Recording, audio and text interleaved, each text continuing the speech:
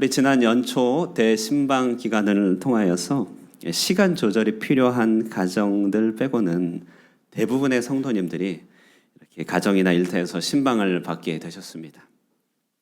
여러분, 사람인 제가 방문한 것은 무슨 도움이 되겠습니까? 그러나 그 시간을 통하여서 여러분의 삶의 가장 최전선, 그리고 여러분의 일상의 시간들이 흐르는 그곳에서 우리 주님의 이름을 함께 높이고 하나님의 말씀이 믿음으로 선포되고 아멘으로 받을 때 바로 여러분 삶의 현장 그곳에 구원에 속한 은총의 씨앗이 심겨지게 된 줄로 믿습니다. 올 한 해 그 씨앗이 자라가며 열매 맺는 것들을 우리가 함께 목도하고 그리고 함께 격려하고 응원하는 2023년이 되기를 주님의 이름으로 축원드립니다. 대신방을 이렇게 서서히 마무리 지으면서요, 이제 말씀을 통하여 우리가 함께 바라보길 원하는 주제가 있다면 그것은 바로 부흥이라고 하는 주제입니다. 그래서 오늘의 제목을 부흥을 경험하라, 이렇게 제목을 붙였습니다. 여러분, 우리 하늘꿈 교회가 부흥하기를 소망하십니까? 예. 여러분의 삶에도 부흥이 있기를 소원하시나요? 예, 아멘이죠. 예. 그렇죠, 여러분. 부흥은 너무나 우리에게 절실한 주제입니다. 자, 그런데 여러분, 부흥이 무엇일까요? 부흥, 성경에서 말하고 교회에서 우리가 사용하는 부흥하는데 그것은 무슨 뜻일지 오늘 조금 더 구체적으로 확인하고 우리가 소망하고 또 준비할 수 있으면 좋겠습니다. 부흥을 준비할 수 있으면 좋겠어요. 자, 부흥은 무엇인가? 자, 여러분 살면서 한 번쯤은 부흥이라고 하는 단어가 우리 교회 울타리 바깥에서 사용된 적을 들어보신 적이 있을 것입니다. 바로 문예부흥이라고 하는 말인데요. 혹시 들어보셨나요? 문예부흥. 옛날에는요, 저희 때는 교과서에 있었습니다. 문예부흥. 예. 르네상스라고도 하죠. 르네상스. 그것을 번역하면 문예부흥이라고 합니다. 최대한 기억을 되살려서 한번 생각해 보시죠. 문예부흥. 중세가 저물어가 암흑기가 끝날 때쯤 유럽 사회에서 특히 이탈리아 중심으로 옛날 그리스 고전과 문학 작품과 철학 작품들이 유럽 사회에 전달되면서 번역되고 보급되었습니다. 그러면서 옛날에 속한 엄청난 문화의 보고를 발견한 것이죠. 인문, 예술, 그런 모든 상황에 생명력이 더하여졌습니다. 그래서 그것을 일컬어 문예부흥이다 혹은 르네상스다 이렇게 이름을 달고 또 우리 사회 시간에, 역사 시간에 그렇게 배움을 잊게 되었습니다. 그런데 이제 생각해 보면 처음부터 이런 용어가 있었던 건 아니죠. 이 동네에서 이런 일이 있었고 저 동네에서 화가가 나타났고 어떤 동네에서는 책을 썼습니다. 그런데 이제 그 시대에 이런 일들이 반복해서 또 여러 경로로 일어나니까 이런 현상을 표현하고자 하는 그런 마음이 학자들은 생기겠죠. 그래서 무엇이라고 붙일까 하다가 바로 다시라고 한다는 의미의 르와 생명, 또 탄생이라고 하는 의미의 나이상스라고 하는 이 말이 합쳐져서 르네상스다 이렇게 이름을 붙이게 되었습니다. 실제로 여러분, 그 당시는 엄청난 일들이 일어났습니다. 누구라도 이름 들어봄직한 단테, 혹시 들어봤나요? 단테. 그리고 미켈란젤로, 적어도 시스틴 성당의 여러 천지창조의 그림이라든지 여러 성화들은 워낙 유명한 작품이라 우리가 다 보지는 않아도 그런 것들이 있다고는 이야기 들었을 것입니다. 그런 모든 작품들, 사람들, 레오나르도 다빈치, 이렇게 알려질 만한 그 유명한 사람들이 그 당시에 르네상스 문예 부흥의 시기에 출연했던 사람들이고 활동했던 시기죠. 때로는 글쓰기에서 이런 큰 작품, 대작들이 나왔고 어떤 경우는 건축에서, 어떤 경우는 회화, 그림과 조소에서, 어떤 경우에는 음악에서 이런 일들이 여기저기서 일어났습니다. 그래서 이것을 뭔가가 고전에 속한 것들이 다시 태어났다, 뭔가 풍성해졌다라고 해서 르네상스, 문예 부흥이다. 한자 문화권에서는요, 그래서 부흥이다라고 이름을 붙이게 되었던 것이죠. 이 부흥이라고 하는 말, 이 말은 다시 붙자 그리고 흥할 흥자를 써서 이제 부흥이다라고 합니다. 회복할 때 복자가 발음을 또 다르게 할 때는 다시 붙자로 쓰게 되죠. 다시 흥하게 되다 이런 뜻이 바로 부흥입니다. 자, 그런데 사람들이 이렇게 문예 부흥이라는 말을 한번 쓰기 시작하자 이 말을 쓸 때는 뭔가 죽었다가 살아나는 것 같은 어떤 생명에 속한 일이 있다는 것을 보게 된 것이죠. 그래서 이 의미 안에는 상당히 종교적인 의미가 들어있는 것이에요. 무슨 생명을 얻게 된다느니 다시 탄생하더니 아주 신앙적인 개념이 자리 잡고 있죠. 이런 부흥이라고 하는 것을 표현할 때 사실 우리 기독교의 부활이라고 하는 이 일이 이제 부흥을 설명하는 가장 좋은 또 신앙의 개념이거든요. 그러니까 사람들이 뭔가 사람 능력 이상의 일들이 일어나고 있는 것 같은 그런 단어고 용어이기 때문에 사람들은 이제 그것을 쓸 때 조금 주저하게 됩니다. 예를 들어서 사람들은 사업적으로 성공했다라고는 해도 사업적으로 부흥했다라는 말을 쓰려면 상당히 고려할 것이 많아지는 것이죠. 국가가 발전했다라고 하면 다 받아들일 수 있지만 국가가 부흥했다라고 하는 것은 굉장히 초월적이고 풍성한 의미가 담겨 있는 것입니다. 그래서 이런 부흥이라고 하는 말은 점차적으로 특정한 기관, 특정한 집단에서 쓰기 시작했는데 그것이 바로 교회입니다. 교회만큼은 이 단어가 잘 어울리는 곳이 없습니다. 다시 생명을 얻게 된다. 교회는 그것이 바로 우리의 용어인 것이죠. 우리는 반복하여서 또 때를 따라 돕는 은혜를 따라서 다시 생명을 얻어야만 하는 것이 교회입니다. 그래서 이런 부흥을 영어로는 이제는 르네상스라 하지 않고 리바이벌이다. 의미는 똑같습니다. 다시 바이벌, 저것이 생명력과 관계된 단어입니다. 라틴어에서 온 말인데요. 그래서 다시 생명을 얻게 된다라고 합니다. 이런 부흥은요, 교회에서조차도 사실은 아주 주의해서 써야 되는 단어입니다. 교회가 인원이 많아진다고 했을 때 우리는 그것을 단순히 부흥이라고는 하지 않습니다. 수적으로 성장했습니다라고는 하지 부흥이라고는 말하지 않죠. 그리고 그렇게 말할 때도 주의해야 됩니다. 정말 부흥이라고 하는 말은 특별히 해야 될 때가 있는데 그것은 교회가 전례 없이 이전에 없었던 생명력과 비전으로 가득 차게 될 때 그때 우리는 부흥하게 되었다라고 말을 하는 것이죠. 부흥이 찾아오면 우리는 하나님과의 관계에서 극적인 변화가 찾아오게 됩니다. 부흥이 찾아오면요, 우리의 삶에 있는 인생관과 가치관의 큰 변화가 우리를 마음을 때리고 변화를 촉진하게 되죠. 부흥이 오게 되면 우리 안에 있는 누적된 절망감과 좌절감에서 해방되고 무거운 죄책감에서 노임을 받으며 의롭다 여겨주시는 하나님의 축복이 말 그대로 믿어집니다. 우리 마음에 말할 수 없는 기쁨과 하나님 안에서의 평강과 하나님의 큰 사랑 받음에 대한 확증이 부흥의 때에 쏟아지면서 우리를 붙들어주죠. 그래서 부흥이 임하면 우리 삶에 활력이 되고 그 부흥이 적용될 때 때로는 개혁하였다.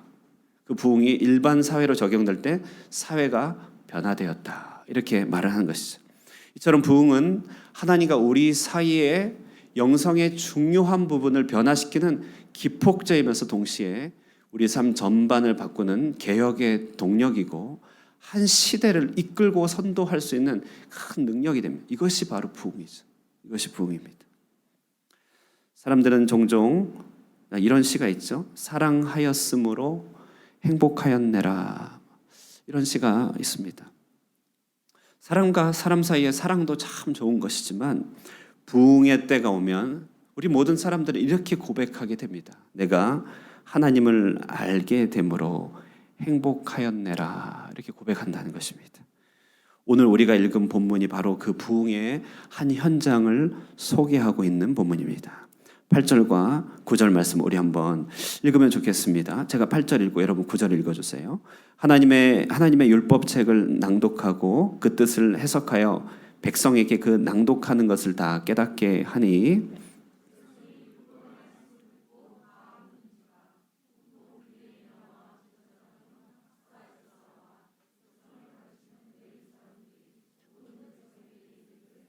오늘은 너의 하나님 여호와의 성일이니 슬퍼하지 말며 울지 말라 하고. 아멘.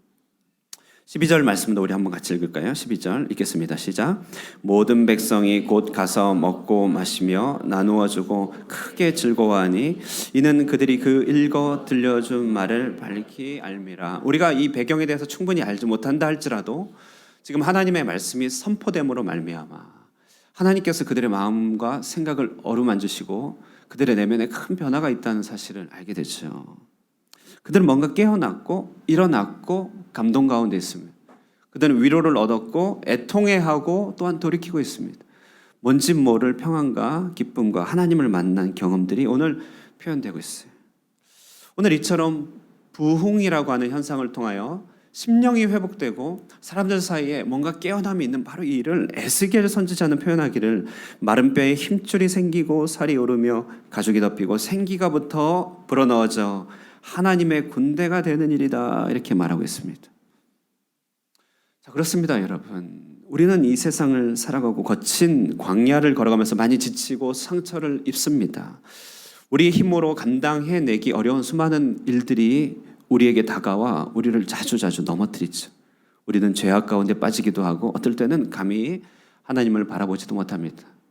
우리는 수많은 어려운 여건 가운데 말 그대로 에스겔처럼 마른 뼈와 같이 말라붙을 때가 너무 많이 있습니다. 뼈가 찌그덕거리는 소리를 내면서 우리를 아프게 할 때가 많죠. 그러나 부흥의 때가 임하면, 부흥이 임하면 아무리 힘이 없고 아무리 메마른다 할지라도, 절망이 아무리 깊다 할지라도, 아니요, 도리어 절망했기 때문에, 도리어 소망이 없기 때문에, 도리어 우리 스스로의 힘으로 건져낼 수가 없기 때문에 하나님께서 부흥을 주시는 것이고, 그 부흥이 임하게 되면요, 우리는 여호와의 군대로 거듭날 수 있는 계기가 주어진다는 것입니다. 이것이 바로 부흥입니다. 1969년 8월 15일 뉴욕의 우드스톡이라고 하는 곳에서 락 페스티벌이 열렸습니다. 1969년이면 여러분 우리는 베트남에 살기 때문에 이 해가 특별한 그렇게 의미가 있는 해라는 사실을 기억하실 것입니다. 그것은 뭐냐면요, 베트남 전쟁이 이제 막바지에 이르렀을 때입니다. 당시 우리는 미국에 살지 않았기 때문에 이 전쟁과 관련하여 국론의 분열이 얼마나 컸는지 우리는 참조 경험으로만 알 수 있겠지만, 그러나 이 전쟁을 통하여 미국이 겪어낸 내부적인 분열과 청년들의 절망은 이루 말할 수도 없었습니다.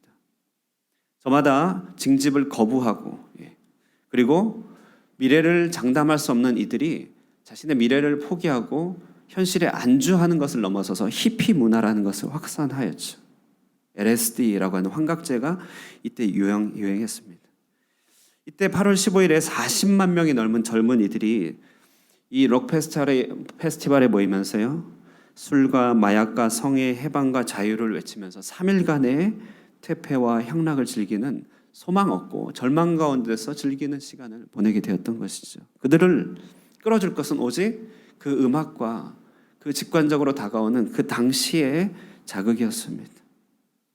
미국에는 오직 암흑과 또 혼란만 보일 뿐인 것 같았습니다. 자, 그런데 바로 이때 하나님께서 그들을 불쌍히 여기기 시작했습니다. 그리고 그들을 어루만지기 시작했습니다. 1970년 그 다음 해죠. 2월 3일이었습니다. 켄터키주의 에즈베리 대학이라고 하는 곳에서 월요일 채플 시간이었어요. 기독교 학교였나 봅니다. 여느 때와 다름없이 1000여 명의 교수와 기독교 대학의 학생들이 함께 모여서 예배를 드리고 있었습니다. 그 당시 학감, 교감에 해당되는 학감이 말씀을 전하고 간증을 전하였습니다. 그런데 그 전달된 말씀 가운데 소수의 학생들의 마음이 울리기 시작했습니다. 때려지기 시작했죠. 교감의 간증 이후에 한 학생이 뚜벅뚜벅 강단에 걸어왔습니다. 그리고 사람들 앞에서 자신의 이야기를 하기 시작합니다. 어떻게 하나님이 자신을 이 암흑과 같은 시대 가운데 찾아왔는지를 고백합니다. 얼마나 자기가 이 시대 가운데 영향을 받았고 하나님을 멀리 떠나 있는지 그것을 고백했죠. 그러나 하나님이 자신을 어떻게 용서하여 주시고 어떻게 회복시켜 주셨는지를 간증했습니다. 그는 정말 얼마나 하나님으로부터 체험을 받게 되었는지를 말하면서요. 그는 이제 외투로 자켓을 입은 자켓을 벗어가면서 감동에 겨워 진실하게 얘기했습니다. 그 순간 그 이야기를 듣고 있던 비슷한 종류의 청년들, 비슷한 경험을 하고 있던 그 당시의 사람들에게 성령님이 크게 역사하기 시작했습니다. 그리고 오늘 본문의 8절에서 9절에 나온 것처럼 그 동일한 일이 그들에게 일어났던 것이죠. 말씀이 선포되고 깨달아지고 마음이 뜨거워집니다. 그들은 탄식하였고 찔렸고 한탄했습니다. 그러나 그 가운데 하나님께서 어루만져 주시고 위로하고 용서하심을 경험하기 시작했습니다. 학생들은 저마다 자신들의 어리석은 죄악들을, 어리석은 판단들을 한탄하고 후회하였지만 말할 수 없는 하나님의 터치와 회복이 임하였습니다. 그것을 서로 나누기 시작하는 것이. 그 예배 때 회종은요, 하나님의 임재, 하나님이 다가오신 것을 보게 된 것 같았어요. 하나님의 임재가 있었고 그들의 영혼의 창이 활짝 열렸습니다. 그 하나님의 그 청명함이 그들 가운데 임하였어요. 정말 벽옥같이 청명함이 임하였고 하나님과 마음껏 소통하기 시작했습니다. 하나님을 기도하고 하나님께 찬양하고 그 가운데 소원해진 사람들, 잘못했던 사람들을 찾아가 그들은 너무나 자연스럽게 용서를 구하고 서로를 안아줍니다. 화해를 이룹니다. 성령님이 얼마나 강하게 역사하고 임재했는지 사람들은 채플이 끝났는데도 집으로 갈 생각을 하지 않는 것이에요. 계속 기도하는 것입니다. 결국 학교 당국은 휴학을 선언할 수밖에 없었어요. 그 이후 무려 185시간 동안이나 쉬지 않게 사람들이 오가면서 회개하고 찬양하고 하나님을 깊이 만나는, 거꾸로 말하면 하나님이 깊이 그 시대와 그 땅을 어루만져 주시는 일들을 경험했습니다. 여러분, 이런 일들을 보게 될 때 우리는 부흥하였다라고 하는 것이죠. 이 소식은 각 지역과 신문과 방송을 통해 전달됐습니다. 동일하게 갈급하여 깨어진 마음 가운데 마른 뼈와 같이 쩍쩍 갈라진 그 시대 가운데서 부흥을 사모했던 대학들에서 에즈베리 대학의 학생과 교수를 초청하고 그들을 강사로 모셨습니다. 그 이야기를 듣습니다. 근데 놀랍게도요, 하나님의 불꽃은 꼭 장작과 같았어요. 옮겨가면 옮겨붙더라고요. 이런 일들이 각 지역에 전파됩니다. 퍼져나갑니다. 130여 개의 대학과 수많은 교회에 동일한 부흥의 역사가 일어납니다.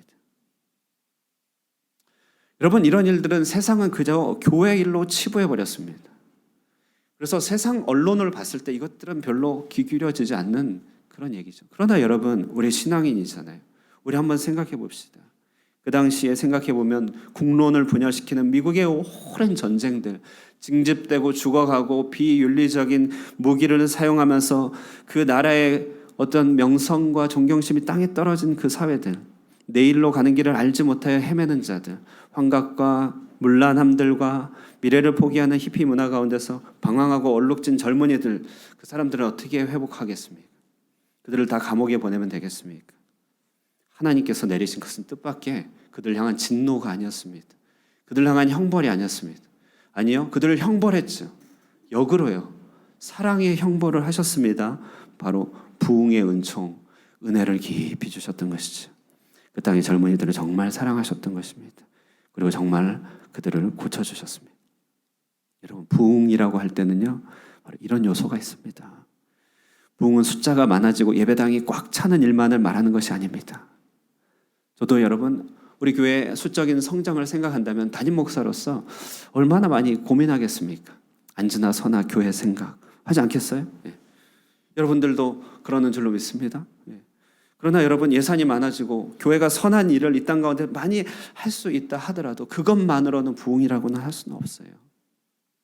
부흥을 사모한다는 것, 부흥을 경험한다는 것은요, 앞선 사례와 같이 죄와 절망으로 얼룩지고 스스로 지울 수 없는 마음 가운데, 스스로 회복할 수 없는 마음 가운데 헤아릴 수 없는 하나님의 터치가 임하는 것입니다. 이것은 정말 하나님만이 해주셨다고밖에 말할 수 없는 것이죠. 말할 수밖에 없는 것이죠. 그때가 되면 죽었던 우리의 영적인 감각이 되살아납니다. 그때가 되면 우리는 하나님께 민감해집니다. 그때가 되면 사실상 우리 안에 부활이 먼저 한번 일어나는 것이죠. 우리는 믿음으로 부활을 이미 얻었고 그 안에서 하루하루를 말씀을 통하여 공급받아 오늘도 부활의 삶을 살지만 구원의 은총 안에는 이와 같이 놀라운 부활의 축복이 담겨있는 부흥이 포함되어 있다고 한다는 사실, 여러분, 우리는 꼭 기억해야 됩니다. 그래서 여러분, 어려운 표현이지만 정리된 말로 설명한다면 부흥은 이 땅에 잠시 임한 종말의 축복입니다. 다시 말해서 마지막 날 하나님께서 이 땅에 내려주실 새 하늘과 새 땅의 영광이 잠시 스치고 지나간 것이죠.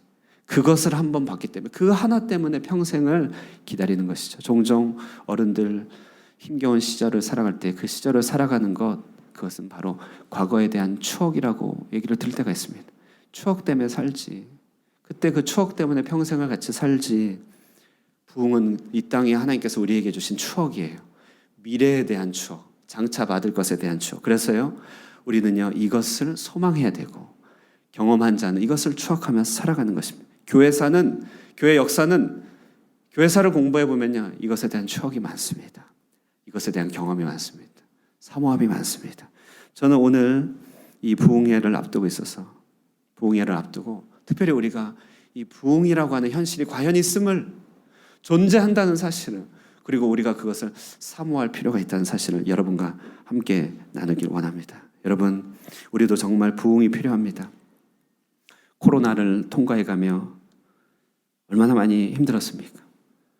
신방을 하다 보니 코로나를 통과해가며 우리 성도들이 겪은 탈진과 허비가 엄청나게 많습니다. 고생 많았죠. 수고 많으셨습니다.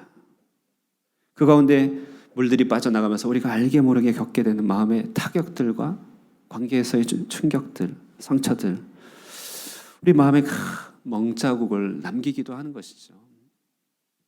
세상과 이 땅의 문화는 여러분, 앞서 말씀드린 이 락 페스티벌 당시의 가치관과 별반 다를 것이 없지만 그때와 다르게 세련되게 아주 좋게 포장돼서 오늘날에는 이 땅 가운데 아주 흐르고 있어요. 그때나 지금에 비슷한 얘기를 하고 있는데요, 너무나 자연스러운 방식으로 이게 다가오고 있습니다. 우리는 이곳 베트남에 살면서 모름지기 그래도 선교적 책무를 가지고 있습니다. 베트남 사회를 향하여 본이 되어야 되는 일종의 부르심이 다 있는 것이죠. 베트남을 생각하면 수십 년 동안 하나님을 믿는 백성, 예수 그리스도를 고백하는 백성들의 숫자가 2%를 채 넘지 않습니다. 얼마나 안타까운 진퇴양난의 순간입니까? 우리가 이 문제들을 어떻게 타개합니까? 잘 소화하고 해석하여서 그냥 마음을 다스릴까요? 여러분, 우리는 이 시대의 진정으로 하나님이 우리를 깊이 어루만져 주시는 부흥의 역사가 필요한 줄로 믿습니다. 앞서 말씀드린 에즈베리 부흥의 사례, 우리도 가능한 것입니다. 그러므로 우리는 이 부흥을 어떻게 얻을 수 있으며 어떻게 사모해야 될까요?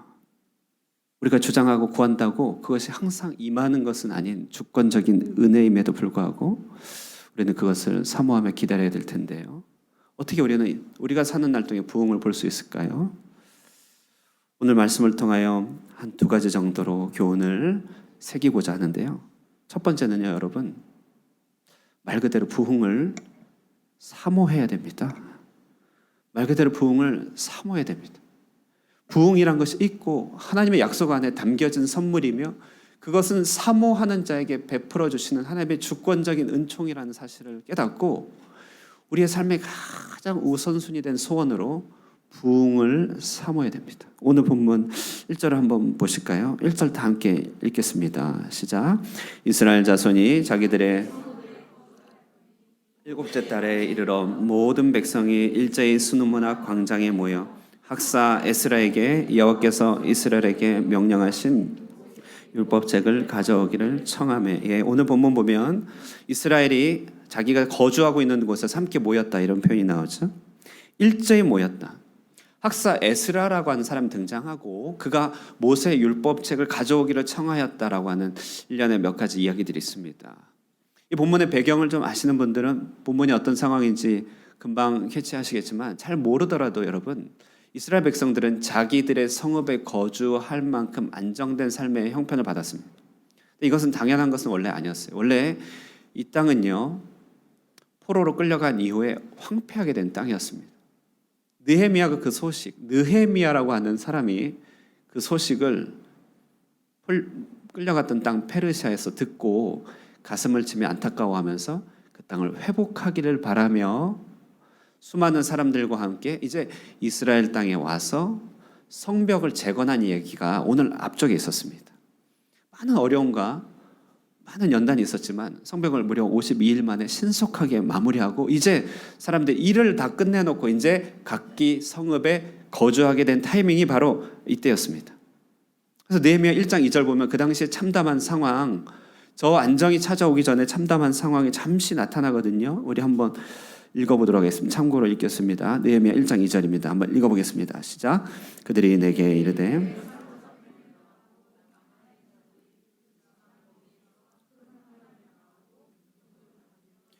예루살렘의 성은 허물어지고 성문들은 불탔다 하는지라. 한때 아름다움을 자랑했던 이스라엘 성곽이 무너지고 허물어지며 그 안에 사람이 살지 못하는 지경, 큰 황폐함을 입은 것이죠. 코로나를 거쳐간 우리들의 모습인가요? 한때 우리도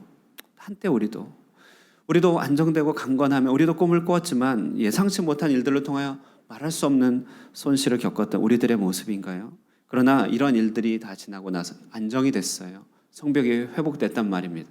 이제 그들은 일상으로 돌아가게 되었습니다. 자, 여러분, 이제 일상이 회복되면 우리는 무엇을 계획하나요? 우리나라는 일상이 회복되니 무엇을 계획하던가요? 우리는 보통 일상이 회복되면 하고 싶은 걸 계획하죠. 어려운 질문 아니었습니다. 네. 하고 싶은 걸 계획하죠. 그동안 미뤄왔던 거. 그런 의미에서 이스라엘 백성이 제일 하고 싶었던 게 뭔가요? 그럼 오늘 본문에요. 그것은요, 함께 모여서요, 학사 에스라를 초청하는 일이었습니다. 그들은 학사 에스라를 초청하여 율법을 강론하여 뭔가 하나님으로부터 오는 은혜를 공급받고 싶은 것이 그들의 가장 큰 사모함이었다는 것이, 그것이 그들이 다 하고 나서 7개월째 대속죄일에 그들이 하나님 앞에 하였던 그들의 행사였습니다. 정말 그래요. 그들은 이 외적인 안정이란 것이 바람에 후 부르면 금방 날아갈 만한 것이라는 걸 너무나 잘 알았습니다. 왜냐하면 그들은 아직 포로 생활하고 있거든요. 페르시아의 수상궁에서 황제가 한 번 손가락을 내리면 50여일의 수고가 모두 물거품이란 것을 그들은 너무나 잘 알았거든요. 그러므로 외적인 완정이 왔다 할지라도 그 성벽은 결코 안정된 성벽이 아니란 것을 너무나 잘 알았습니다.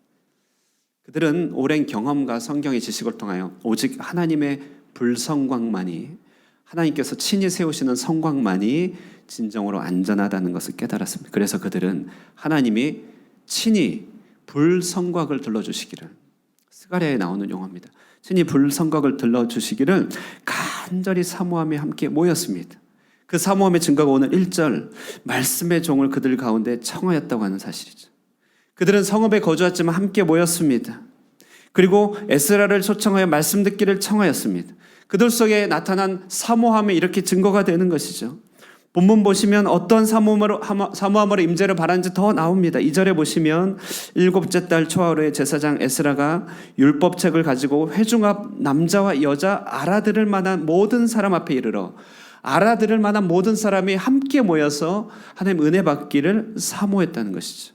3절을 보시면요, 수문 앞 광장에서 새벽부터 정오까지 남자나 여자나 알아들을 만한 모든 사람 앞에서 읽음에 뭇 백성이 그 율법책에 귀를 기울였다. 여러분, 쉽지 않은 거 아시죠? 새벽부터 정오까지. 안 쉽습니다, 여러분. 우리가 함께 모여서 함께 하나님과 관련된 일을 하자 하고 새벽부터 정오까지 한번 해볼까요? 쉬운 일이 아닙니다. 남자 여자가 함께 모여 귀를 기울였대요. 얼마나 사모함으로 있었는지 알게 됩니다. 5절 보시면 그 하나님에 대한 존중심이 그대로 드러나죠. 모든 백성 위에 서서 목전에 책을 펴자 모든 백성이 일어섰다고 합니다. 여러분, 정말 그렇습니다. 하나님께서 우리를 어루만져 주시는 부흥의 일은 정말 존재하는 것이고 우리에게 꼭 필요한 것이죠. 그러나 조나단 에드워즈라고 하는 목사님이 이렇게 말합니다. 부흥은 하나님의 주권적인 선물입니다. 부흥은 하나님이 주시고자 하는 자에게 주신다는 것이에요. 그러나 은혜는 아무 곳에나 임하는 것이 아니라 간절히 사모하는 곳에 임합니다라고 말한다는 것이에요. 정말 내 사모함이 무엇입니까, 여러분? 물론 부흥을 알아야 더 사모하겠지만, 그러나 여러분, 이런 말씀을 통하여 대언될 때 그런 것이 있구나, 역사 가운데 있구나, 우리 인간의 노력과 물질의 세계로 해결할 수 없는 하나님의 해법이 부흥을 통하여 있구나라는 말이 선포될 때 우리가 사모할 수 있으면 좋겠습니다. 사모함으로 주님 앞에 기다릴 수 있으면 좋겠습니다. 이 사모하면 이제 막 군대 간 이등병이요, 제된 날을 기다리는 것 같은 사모함이에요. 어떤 사모함인지 아시겠죠? 제된 날은 달력으로 꼽아서 한참 뒤에 있을 걸 뻔히 알면서도 오늘 현재적으로 사모합니다. 그날이 언제 오려나. 그날 주시기까지, 부흥을 허락하시기까지 그 사모함을 거두지 않고 계속하여 간구하는 자에게 하나님의 큰 역사가 있는 것이에요. 실제로 부흥의 역사를 이 땅 가운데 가져온 여러 사건들 보면요, 영국의 웨일즈 지방에서요, 부흥을 간절히 사모하던 13살 소년이 있었습니다. 그 소년은 13살 때부터 부흥을 이야기를 듣고 사모하며 기도하기 시작했습니다. 그리고 무려 13년 동안이나 기도하게 되었습니다. 그리고 13년 어느 날 하나님께서 교회들 가운데 부흥을 주시기 시작했습니다. 근데 이 부흥은 영국 전역에 흩어져서 큰 변화를 일궜을 뿐만 아니라 그 부흥의 역사가 우리나라까지도 연결되었던 것이죠. 부흥은 이런 기다림으로 기다리는 것입니다. 하루 이틀 기다리다가 올 수도 있어요. 그러나 우리는 13년이라는 시간 동안에 기다렸던 그 한 사람의 기다림을 생각해야 됩니다. 이런 사모함을 가지고 끈질기게 주님 앞에 매달리는 사람들을 통하여 하나님께서는 선한 부흥의 역사를 이루어 주시는 것입니다.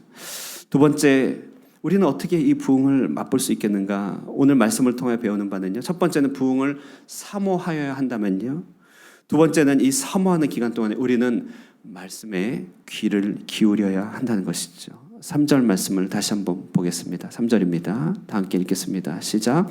수문 앞 광장에서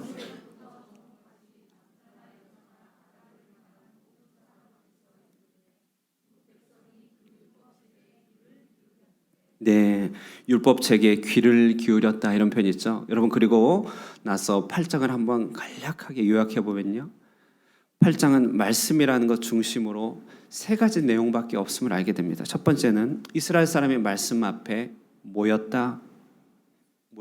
두 번째는요, 그 말씀에 귀를 기울였다. 그리고 세 번째는 그 말씀이 그들을 강타하였다. 이 세 가지 얘기예요. 이것이 우리 인생의 부흥을 사모하는 자들 가운데 나타나는 인생의 줄거리예요. 말씀이 있는 곳에 모인다. 말씀으로 다가간다. 말씀에 귀를 기울인다. 그리고 말씀이 우리의 삶을 어느 날 때리는 것이죠. 부흥이 오는 것입니다. 예전에 또 최근에 선교단체 중심으로 찬양 집회가 부흥했던 적이 있습니다. 여기서 부흥이란 말을 썼는데 커졌다는 것이죠. 지금도 그런 일들이 종종 있어요. 그런 찬양 집회는 찬양이 주는 감동과 은혜가 매우 크죠. 감정적으로 충만해지는 경우도 많이 있습니다. 심지어 방언이나 은사가 나타나는 경우도 있어서 많은 경우 자주자주 그런 일들에 참여하게 되고 은혜를 사모하게 됩니다. 그런데 여러분, 이런 찬양과 이런 집회 가운데서 꼭 필요해야 되는 것이, 꼭 있어야 되는 것이 말씀이어야 한다는 사실 여러분 잘 아시겠죠? 더러는 그런 은혜를 받고 있는 사람들에게 말씀을 전하면 이내 졸곤 합니다. 왜냐하면 찬양하느라고 너무 피곤했기 때문에 그래요. 그리고요, 어떤 경우는요, 말씀에 대해서 너무 모르는 경우도 있습니다. 은혜 받는 그의 삶의 현실에 비추어 봐서 너무나 말씀을 모르는 것이 결국 강한 연출력과 미혹이 있는 이단으로 빠지는 일도 참 많이 있는 것이죠. 그런 차원에서 본다면 오늘 본문은요, 정말로 담백하고 그리고 아주 단순한 말씀 강도가 말씀에 대한 해설밖에 없다는 것을 알 수 있어요. 8절 말씀 한번 보실까요? 함께 읽겠습니다. 시작. 하나님의 율법책을 낭독하고 그 뜻을 해석하여 백성에게 그 낭독하는 것을 다 깨닫게 하니. 그렇죠? 에스라는 말씀을 읽고 강독하고 깨닫게 합니다. 이것이 바로 부흥을 위하여 에스라가 했던 전부예요. 하나님을 만난다는 것은 무슨 일일까? 하나님을 만난다는 것은 말씀을 만난다는 것을 말합니다. 평양에서 일어났던 부흥도 말씀을 듣는 가운데서, 역사상 일어났던 모든 부흥들이요, 말씀을 듣는 가운데서 일어났던 것이죠. 그래서 중세 종교 개혁자들은 이 중세의 어둠을 꼽을 때 가장 큰 요인으로 말하는 것이 말씀의 부재다. 당시 성당은 화려했습니다. 온갖 성상으로 가득 찼죠. 시스틴 성당 벽화처럼 예술적인 작품으로 성경의 내용을 그려보기도 했습니다. 음악가들은 심지어 미동 내시와 같은 카스트라토로 만들면서 그 미성으로 성당을 가득 채우기까지 했습니다. 그러나 그들은 성경 보급을 중지시켰습니다. 번역하면 화형에 처했습니다. 설교는 알아들을 수 없는 라틴어로 하였죠. 대신 눈에 보이는 성수를 뿌려 정화의식을 하고 영성체를 받들어 구원을 확신케 합니다. 한마디로 말씀이 너무 없는 것이, 개혁가들은 이 모든 것을 걷어내고 교회 한가운데다가 모든 걷어내고 강단을 하나 세웠습니다. 오늘도 에스라가 그를 위하여 만들어낸 특별한 강단 위에서 올라와서 말씀을 전했다고 하는 것이죠. 모든 종교시설 가운데 그 한 중간에 있는 그것이 그 종교의 본질 아니겠어요? 교회라고 하는 것의 한 중간에는 강단이 있죠. 왜냐하면 말씀이 생명이기 때문에 그렇습니다. 오늘 느헤미야는 에스라를 초청하여 말씀을 전했고 그 말씀을 마주함으로 사람들의 마음에 하나님이 임하게 된 것이죠.